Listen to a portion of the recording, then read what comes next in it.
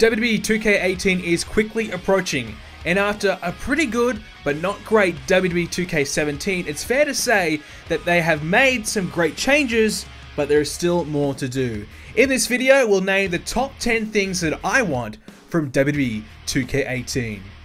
Number 10 would be the Hall of Famer Kurt Angle. The legend himself is officially back in the WWE family, so why not put him in the game? In recent years, we've seen the Ultimate Warrior, Sting, and of course last year Goldberg as a pre-order bonus, so why not have Kurt Angle as another pre-order bonus this year? But let's also give him his own showcase mode. It'd be fantastic to go back and relive all of Kurt Angle's greatest matches, because that's, you know, what they do. They love showcase mode, so if we have to suffer showcase mode, then at least give us that.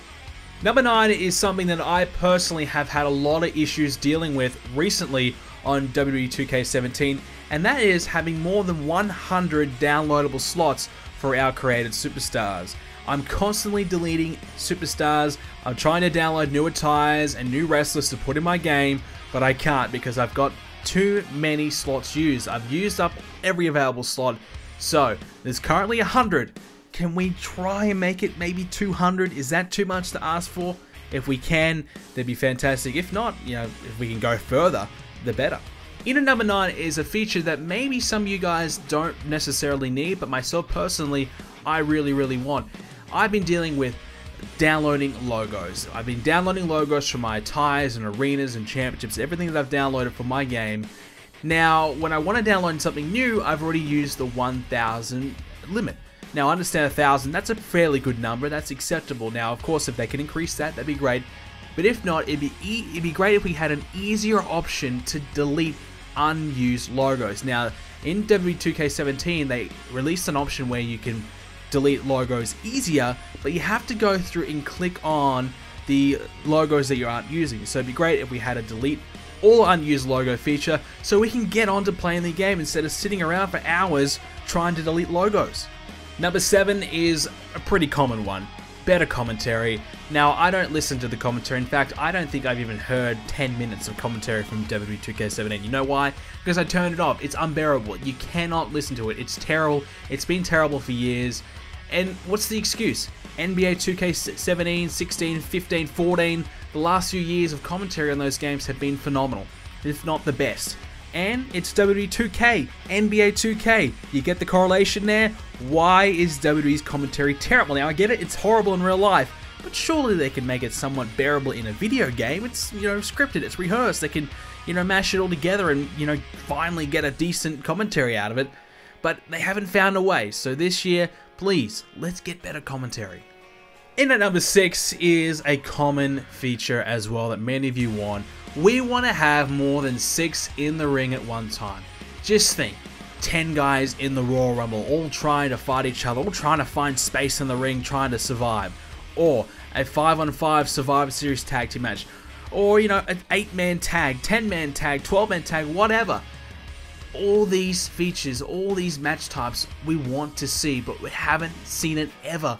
But the limitations that WWE 2K have had throughout the years, they've been limited to only having 6 in the ring because of their engine. So it's time to either look to rebuild or find some way to increase that, because we're missing out on so many different match types because of it.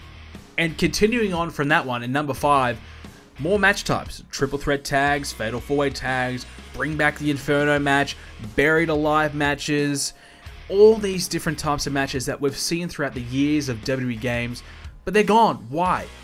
WWE should never be taking away options. They just should be increasing them, just giving us more. Instead, they continues to give us less on the video games. It's time they just keep on giving us as much as they possibly can. Especially now they've had a few years on the next generation console. They're on the PlayStation 4. They're established now. It's time to bring as many features as they can back into the game. Number 4, more NXT superstars. We got a good chunk of NXT superstars on WWE 2k17, that's great. But you think about it, how many guys do you see in NXT all the time? You know, the NXT roster is huge now. 30, 40, 50 people, some appear all the time, some don't. Wouldn't it be great if we just had everyone who's available, every contracted superstar, whether they are John Cena or someone you've never even heard of, in the game? Now, I get it, It's probably not profitable to put someone you've never heard of in the game, but still, it's the true representation of WWE, and it would give us so many new characters to players and so many new opportunities to kind of get to know these new wrestlers and play as these new wrestlers and get to like these wrestlers. So if we want to have the true experience of a WWE simulated game, well, we need to have all the wrestlers who are in WWE in our games. Number 3, downloadable attires. Now, when WWE 2K comes out, you'll see a patch or two, maybe some DLC, and then once all that's done, no more support. After a couple months, forget about it. There's no more support. I'm tired of that, and I think as a consumer, as a huge fan of this game, that needs to change. This game needs to be updated regularly. On NBA, if someone changes their shoes, they put it in the game. If they've unveiled a new jersey, it's in the game. So why on WWE, if John Cena's got a new t-shirt, why don't we put that in the game instead of having to download the attire that's never gonna be as good as it possibly could be if WWE 2K actually put it in the game? So for goodness sake, let's change that. I've proposed over the last few years a monthly update, a pay-per-view update.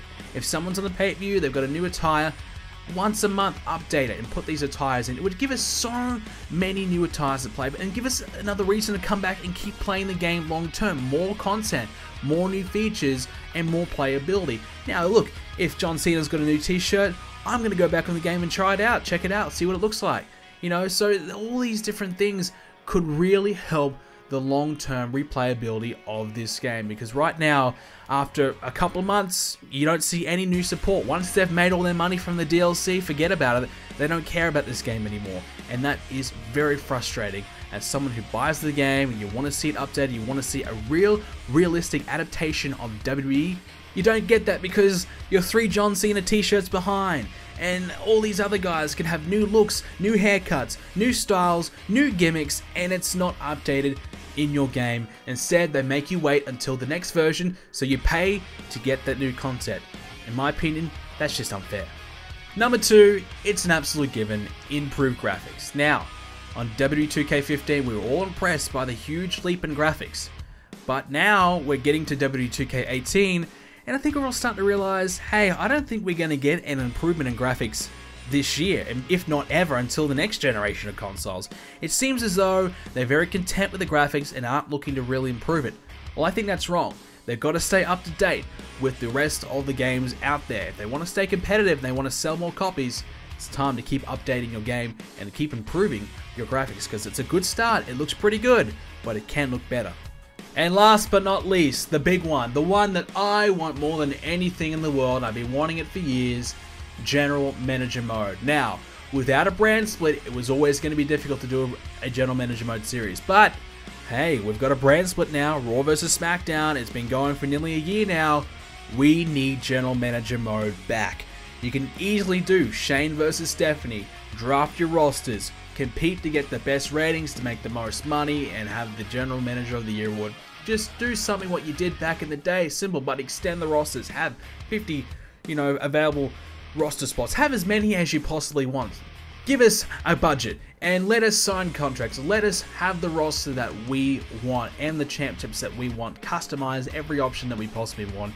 General Manager Mode back would, I think, bring back a lot of fans that previously loved it. I've always been a massive GM Mode fan. It's the thing that kept me playing WWE games over the years. I've tried to turn Universe Mode into my own little bit of a General Manager Mode. It's hard, but I've tried to do it my best, but it'd be great if we just had the real deal back. General Manager Mode, please come back. Well, ladies and gentlemen, let me know your thoughts on this list. What other features would you like to see return in WWE 2k18? Let me know in the comment section down below. If you enjoyed the video, leave a like on it and make sure you subscribe to see more videos coming your way from me very soon.